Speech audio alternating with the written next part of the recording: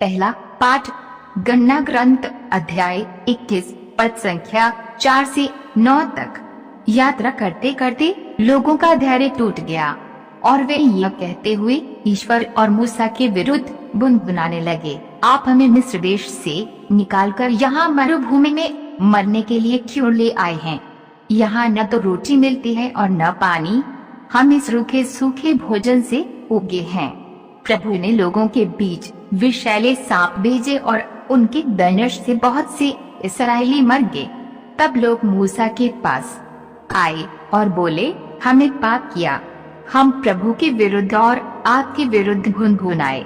प्रभु से प्रार्थना कीजिए कि वह हमारे बीच से सांपों को हटा दे। मूसा ने जनता के लिए प्रभु से प्रार्थना की और प्रभु ने मूसा से कहा, कांसे का सांप बनवाओ और उसे डंडे पर लगाओ। जो सांप द्वारा काटा गया वह उसकी ओर दृष्टि डाले और वह अच्छा हो जाएगा। मूसा ने कांसे का सांप बनवाया और उसे डंडे पर लगा दिया।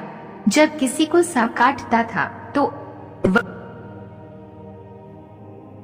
सुसमाचार संत यूहन अध्याय 3 पद संख्या 13 से 17 तक। मानव पुत्र स्वर्ग से उतरा है, उसके सिवा कोई भी स्वर्ग नहीं पहुंचा।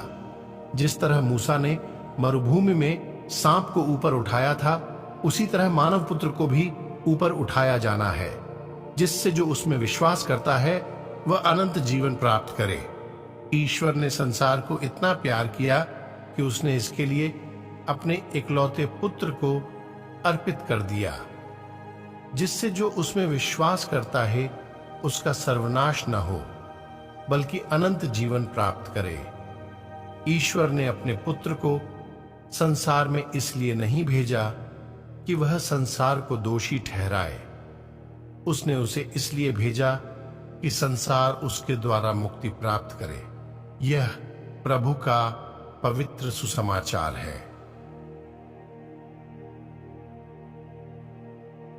मनन चिंतन। हम उस घटना के बारे में पढ़ते हैं जिसका उल्लेख आज के सुसमाचार में किया गया है। इजरायली लोगों ने ईश्वर और मूसा के विरुद्ध भुनभुनाया और प्रभु ने लोगों के बीच जहरीले सांप भेजे और उन्होंने लोगों को डस लिया। बहुत से इजरायली मर गए।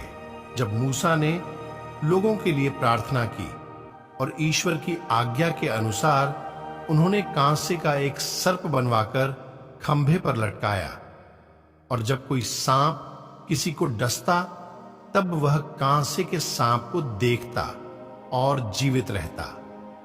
यीशु लोगों को यह बताना चाहते हैं कि क्रूस पर उनकी मृत्यु प्रतीकात्मक रूप से रेगिस्तान में कांसे के सर्प की घटना में प्रकट की गई है।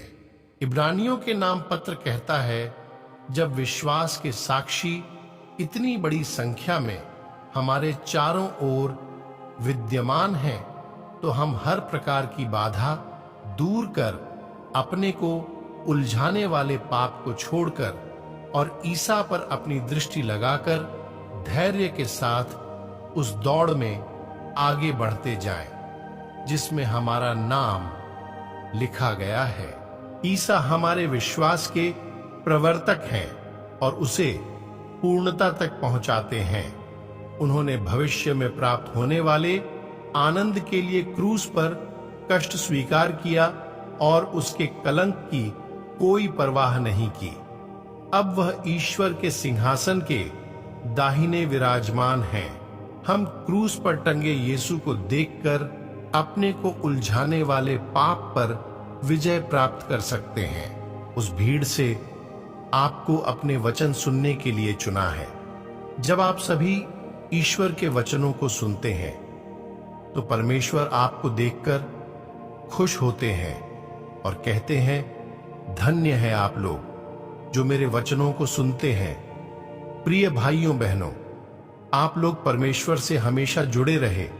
आप सभी अपने बच्चों को बाइबल पढ़ना सिखाएं, क्योंकि प्रभु कहते हैं, बच्चों को मेरे पास आने दो, क्योंकि स्वर्ग का राज्य इन नीरे बच्चों का है। आज के वचनों को आप सुने। आपका बहुत बहुत धन्यवाद। आप सभी पर परमेश्वर आशीष प्रदान करे।